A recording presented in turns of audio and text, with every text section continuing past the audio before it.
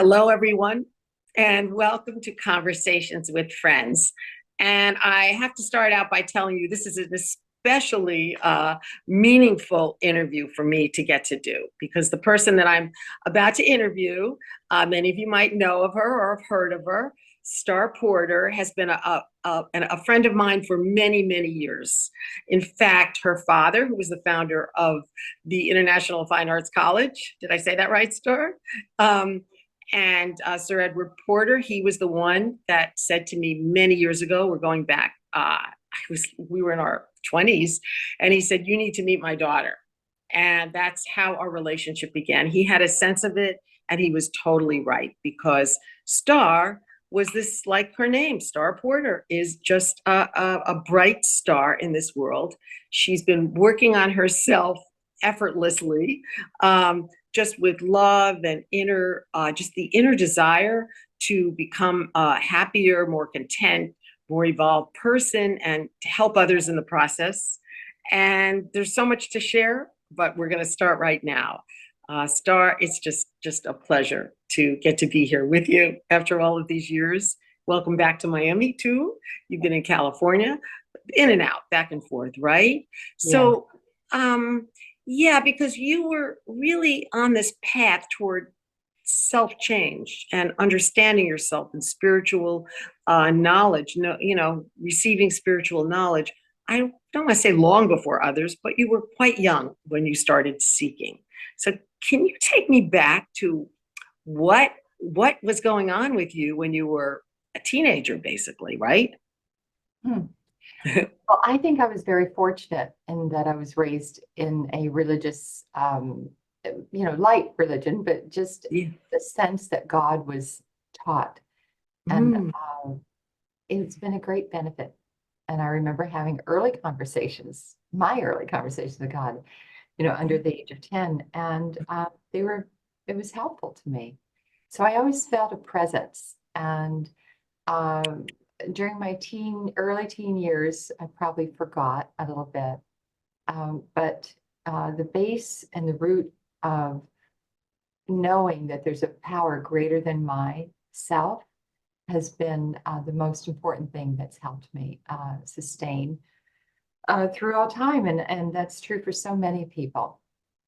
I started exploring very young. I went to live in Paris when I was 16, and I found a yoga ashram. I became a vegetarian, and one day I was in a vegetarian restaurant in Amsterdam, and they were so sweet. They were yogis, and they wore all white. They had white turbans, and they invited me to come home and take some yoga classes with them. So they had a big, lovely house filled with Americans, people from all over the world. And that was my first formal introduction to yoga and meditation. And so I stayed with them a couple of months. We got up early in the morning, 4 a.m., practiced breath of fire. They were a Kundalini yoga ashram. So it was really intense. But I was high on life, high on breath, high on the power of service. Another thing that was very fortunate for me in my life that absolutely directed my life is the school I went to, which was a girls' Catholic school here in Miami, Carrollton. Wonderful, wonderful school. At that time, they had a focus of social work. So every week from the time I was 10 years old, I was in the community, either tutoring children at less privileged schools that, looked up to me, a little 7-year-old adoringly looking up to my 10-year-old self. Your heart opens. When you touch people, your heart opens. And so our school made a point of every week the girls doing community service. We worked with migrant workers. We worked with children who had Down syndrome. I did all sorts of campaigns called Arrive Alive, which was against drunk driving. But most importantly is we were with people directly touching. And so that's been a core for me. And it's very easy to feel what other people might need. And if I have some wisdom or some experience, I find usually that something that I have recently learned, I get to pass on directly to others. So a lot of my wisdom has been about the body because I had a lot of physical challenges this life. I remember one time I learned how to reverse low blood sugar, pre-diabetes, and all of a sudden there were a slew of people around that needed that exact information. But that's just an example. Right now, as a response to the Hamas attack on Israel, I started a daily meditation October 8th. I'm still doing it 4 months later. And it's just a few minutes for my friends. I send it out right now to about 80 friends. We've created a website so that I will be expanding this to, I know so many people and our friends know so many people. So we're really creating a movement of peace. And it's based on the science that when a group of people focus on a very specific outcome, this case, it's peace throughout the Holy Land, which is Israel, Gaza, and all the countries around, historically are called the Holy Lands.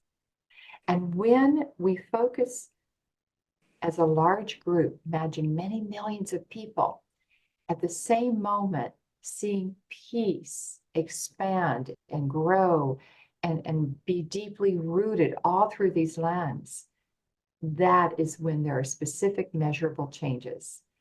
Scientists, as I mentioned, have proven now, there have been so many books and experiments, and I was fortunate to study with a marvelous woman named Lynn McTaggart, who's a science journalist out of England. And she and her husband have written many books, and they've conducted these experiments with top leading scientists all over the world that can measure the changes when a group of people who are practiced meditators focus on a positive outcome. I know that the BKs many times connect million minutes of peace. Million minutes to peace, global That's cooperation for a better world. I mean, these ideas they're not just, oh, some nice idea and we wish it would work. Right. What you're saying, and that's to the Brahma Kumaris, is that this is, like you say, this is, it's not that it was done because it's based on, on science, but science is now proving what's been happening for years and years. And I'm very happy to hear that you're doing this, because I feel that people are so lost today with everything happening in the Mideast, everywhere, and people have lost hope. Right. And what happens is people start to feel almost like the world is dismal, right? And the world is just falling apart. And it is in some ways. But what you're doing, and like you say, there are others that are doing this on the same wavelength that you're talking about, is saying, no, it doesn't have to be that way. We have to start changing our thoughts, our feelings, our attitude. So you must feel, just like the feeling that it must be a feeling for you that it might not happen in a second, but that each day, and is that why you're doing it? It's daily that you do it. I'm very impressed. A daily message that you're doing it's just, you have to keep doing it. You can't just give up and say nothing's happened. As many people will say, well, nothing's happened. Why do you continue to do this? Because you know that it will, right?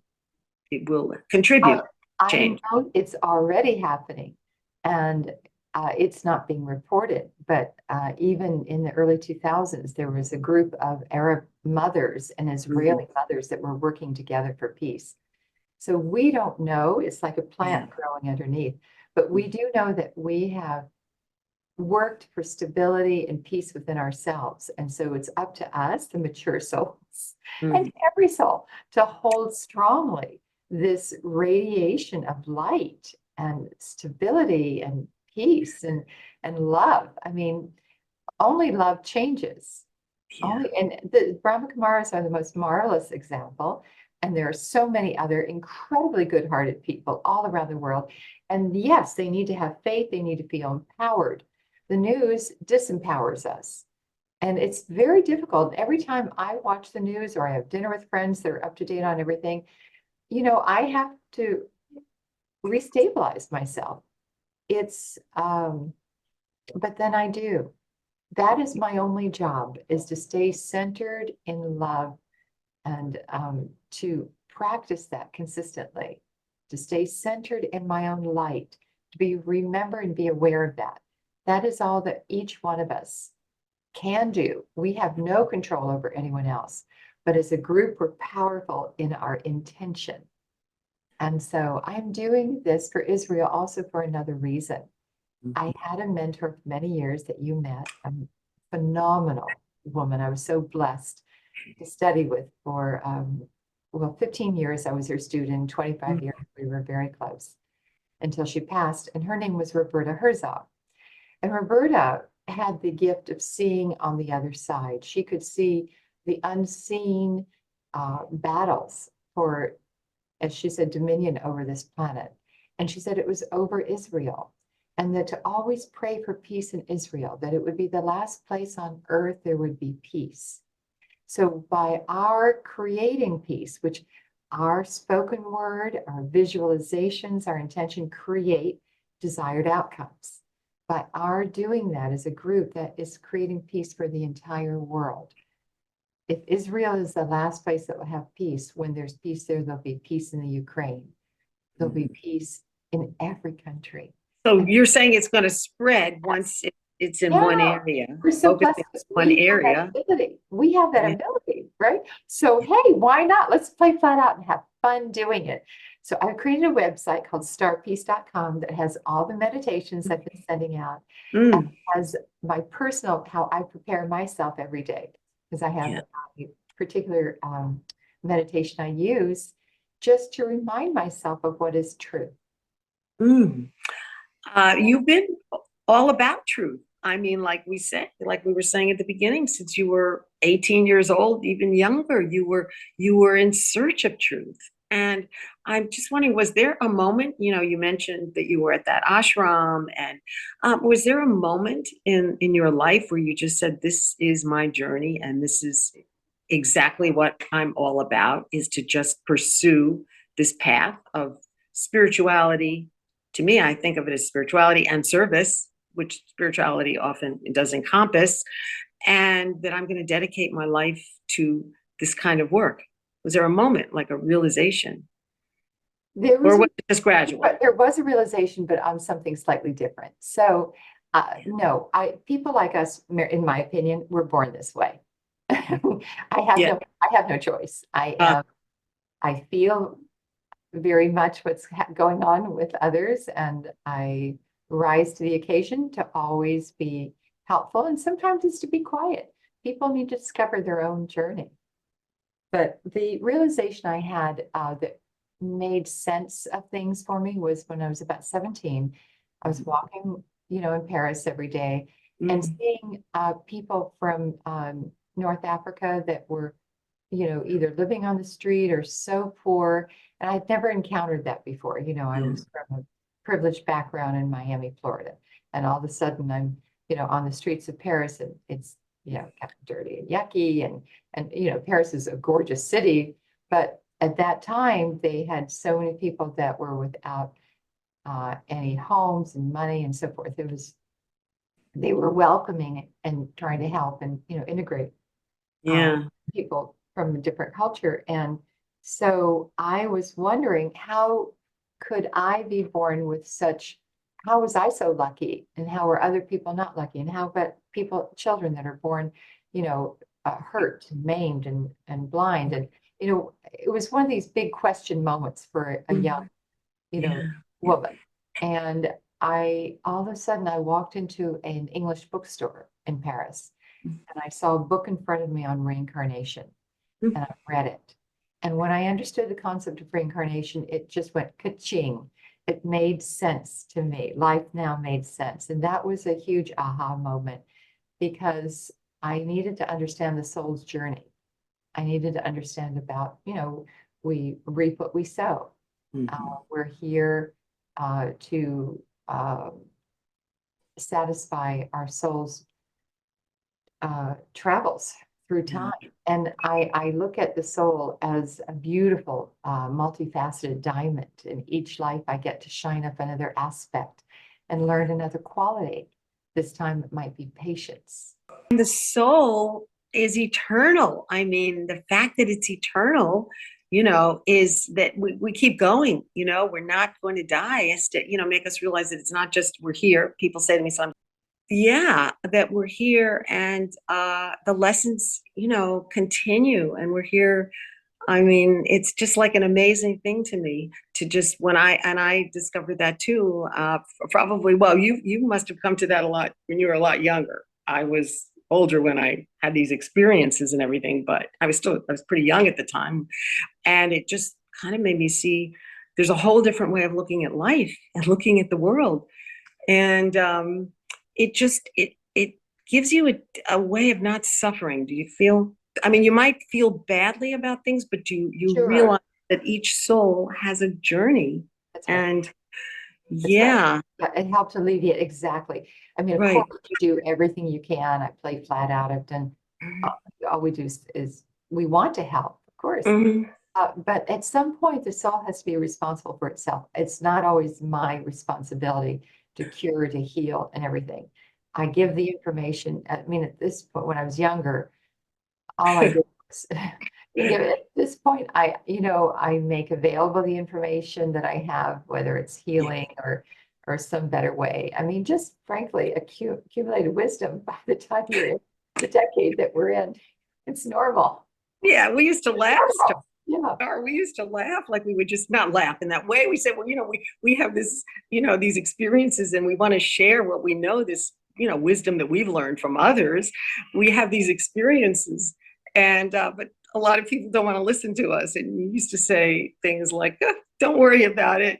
Just keep moving on there. Just keep Really not. moving on. There's the right. And we had so many good times together. And I wanted to just maybe for you to share a little bit about you called me up one day and you said, Meredith, I'm going to India with you.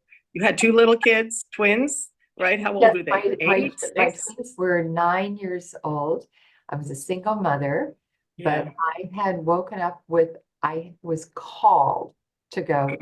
Mount Abu. I mean, it was like a hook calling me. I had Yeah. no choice. I was Uh-huh. going. I was told I couldn't go because I was not, you know, practicing every day and And you all. weren't necessarily on the Right, path of right, Brahma Kumar, right. I was. but you were connected, so Yes, connected, so to Brahma. connected somehow because, well, I'd had an amazing introduction and for years I drove Daddy Junkie around and, anyway, I've had a lot of fun and I love the Brahma Kumaris, but for some reason I was being called to go at that precise time. So Yeah. I think I called Veronica, and she called Sister Genty, and Sister Genty got the down. Yes, Star is supposed to go.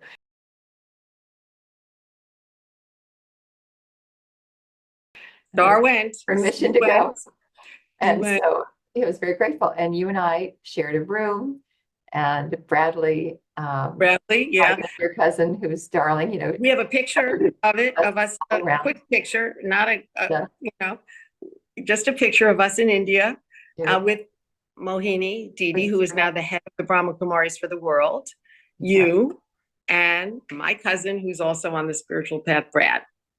That Brad, was about yeah. 22 years ago, approximately. Wow.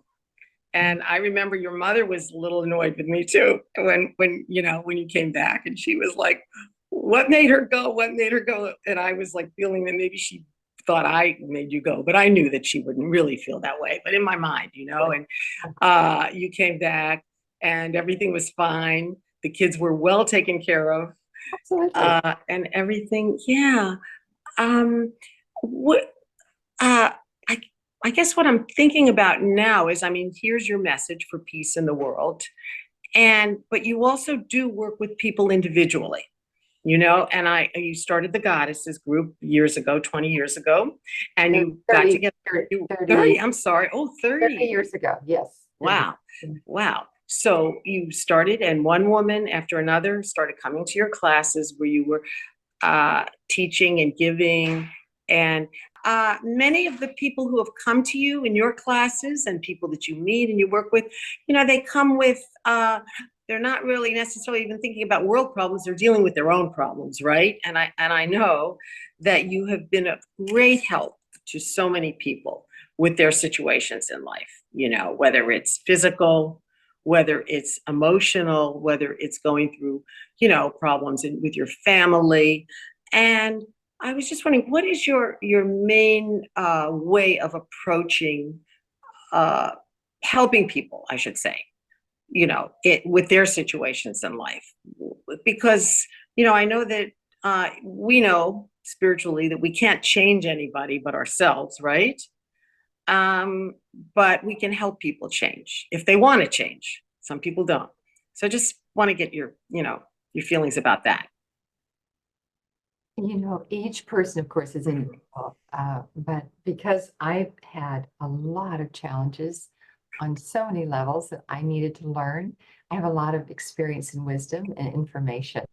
So whether it's something physical or emotional, mental, I've touched on, I've gone deeply into each of these aspects of ourselves.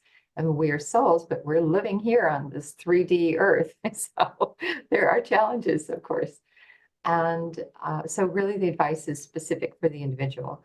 But the reason I put together this website is because I have so much wisdom. I've been getting downloads for years and years that I want to share with a wider audience. I have a couple of books coming out also this year.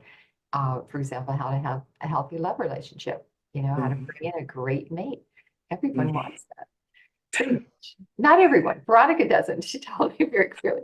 But most people are at the level where they learn so much, because what a relationship does is it mirrors back to you the unhealed parts of yourself, the parts that we call it the shadow that you can see in another person, but you don't see in yourself. And it's a very good vehicle for growth.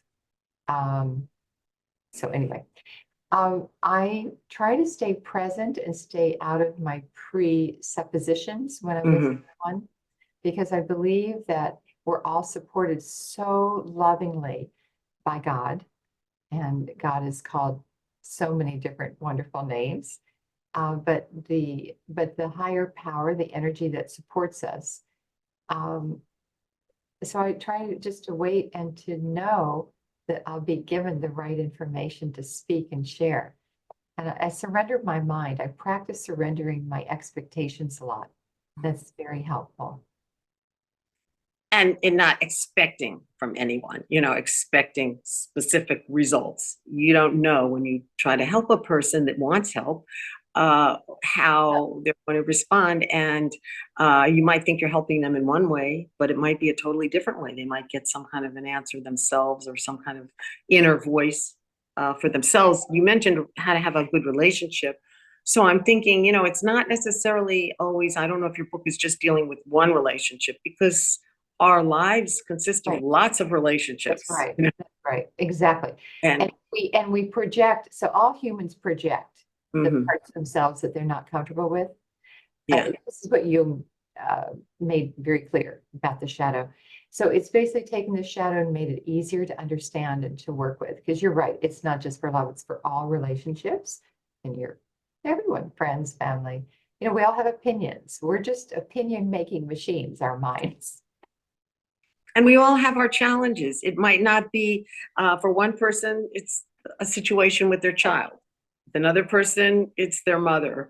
And sometimes it's even people that have died. I hear people mention, oh, I had a bad relationship with someone in my family, and they've not yet gotten over it. The person died, and they're still, or left the body, and are still thinking about what went wrong in their lives. A lot of people are in therapy, right? For that reason, aren't they? Absolutely. I'm there. I've done all of that. I do all because I need to. It's sort of like, why do we give? Because we need to. Why do we work on ourselves? Because we need to.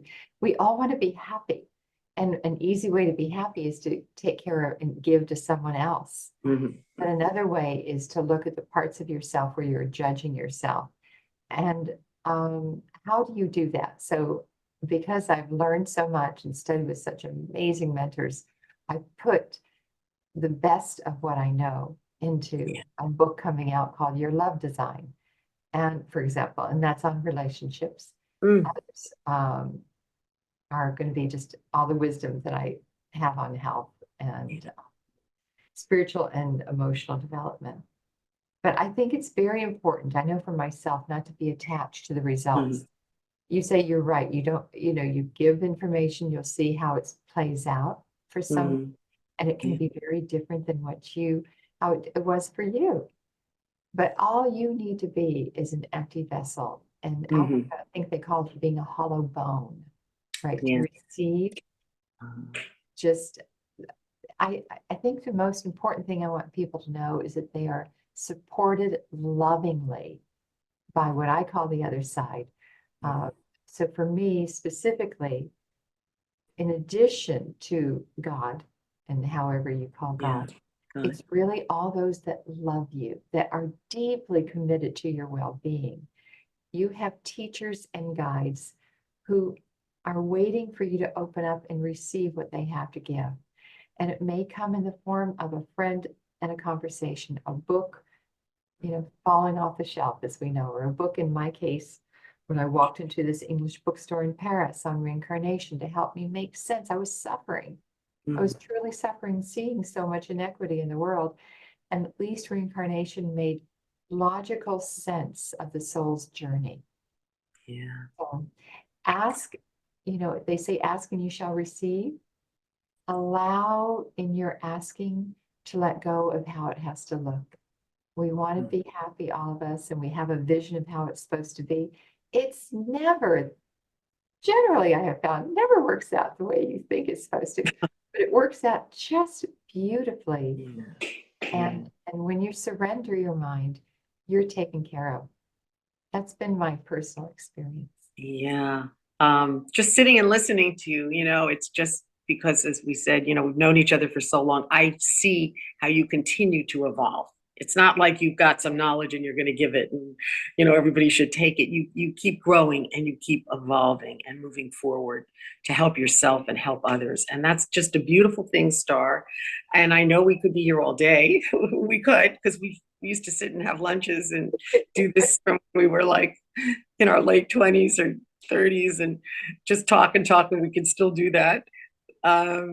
And you're definitely a star and a bright, bright light in what does sometimes seem a dark world. And so continued success with all of the help that you give to so many people. And thank you so much for saying yes, to coming on, because I know you just came back to Miami, and I know that you're really busy, but you didn't say, okay, in a month.